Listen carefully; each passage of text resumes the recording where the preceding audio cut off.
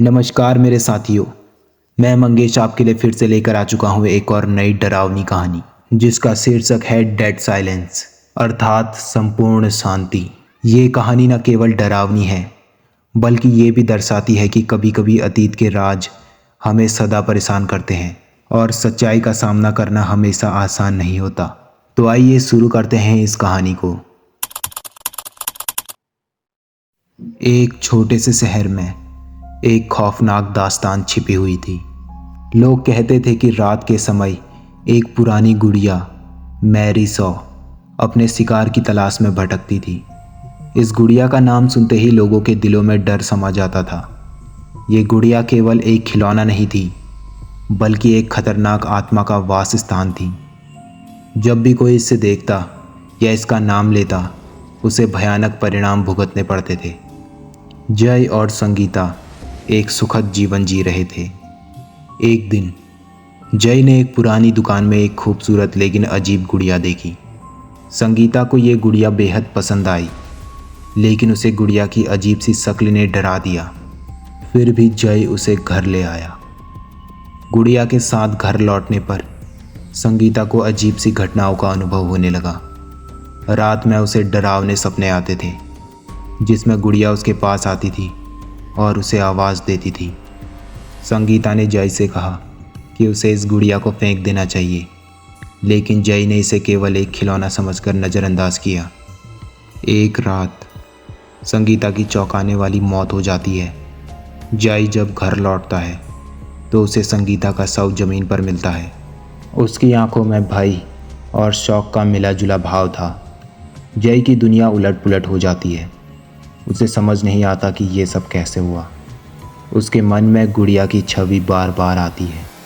संगीता की हत्या के बाद जय खुदाई करने का फैसला करता है। वो शहर की पुरानी कहानियों के बारे में जानने लगता है। उसे पता चलता है कि मैरी सॉ एक जादूगरनी थी जिसे बच्चों से दोस्ती करने का शौक था, लेकिन जब किसी ने उसका नाम नहीं लिया तो उसने उन्हें दर्दनाक मौत दी।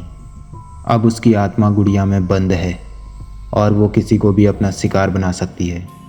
जय अपने खोज में आगे बढ़ता है और गुड़िया के राज को जानने की कोशिश करता है, लेकिन जैसे जैसे वो सच के करीब पहुंचता है गुड़िया उसे और भी ज़्यादा परेशान करने लगती है।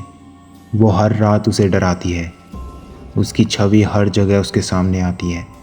जय के दोस्त मोहित, जो उसकी मदद करना चाहता था, उसे सलाह देता है कि वो बुजुर्ग रामू से मिले जो शहर के अतीत के बारे में जानकार है। जय और मोहित बुजुर्ग रामू के पास जाते हैं। रामू उन्हें बताता है कि मैरी सॉ एक प्रतिभाशाली जादूगरनी थी, लेकिन उसकी आत्मा अब गुड़िया में बसी हुई है। जिसने भी गुड़िया को देखा उसे बुरा हाल भुगतना पड़ा। रामू उन्हें बताता है कि केवल एक ही तरीका है इस गुड़िया को ख़त्म करने का। उसे जादूगरनी की शक्ति का सामना करना होगा।